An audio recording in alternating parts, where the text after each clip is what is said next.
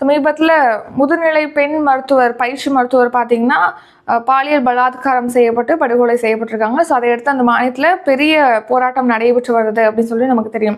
So அதே அடுத்து இப்போ மேற்கு வங்க மாநில அரசு பார்த்தீங்கன்னா இந்த போராட்டத்துக்கு இடையில அபராஜிதா பெண்கள் மற்றும் குழந்தைகள் மசோதாவை வந்து நிறைவேற்றிருக்கு. இது எதுக்காக அப்படின்னா இப்போ பாலியல் குற்றங்களுக்கு மரண தண்டனை விதிப்பதற்காக தான் இந்த மசோதாவானது இப்போ நிறைவேற்றப்பட்டிருக்கு.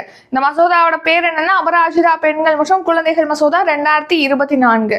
ஸோ இந்த மசோதா பார்த்தீங்கன்னா இப்போ புதுசாக இயற்றப்பட்ட 3 புதிய குற்றவியல் சட்டங்கள் பார்த்துருப்போம் இல்லையா, அந்த பாரதிய நியாய சன்ஹிதா, பாரதிய நாகரிக் சுரக்ஷா சன்ஹிதா, அந்த மாதிரி 3 சட்டங்கள் இருக்கு இல்லையா, அதுல வந்து பல்வேறு திருத்தங்களை வந்து இது பரிந்துரை செஞ்சிருக்கு இந்த மசோதா. ஸோ என்னன்னா இந்த மசோதாவில் என்ன தெரிவிச்சிருக்காங்கன்னா, இப்போ பாலியல் குற்றம் அதாவது பாலியல் குற்றத்தினால ஒரு பெண் இறந்துட்டாங்க அப்படின்னா அந்த குற்றத்தில் ஈடுபட்ட அந்த நபருக்கு மரண தண்டனை விதிக்கப்படும் சொல்லியிருக்காங்க. அதே மாதிரி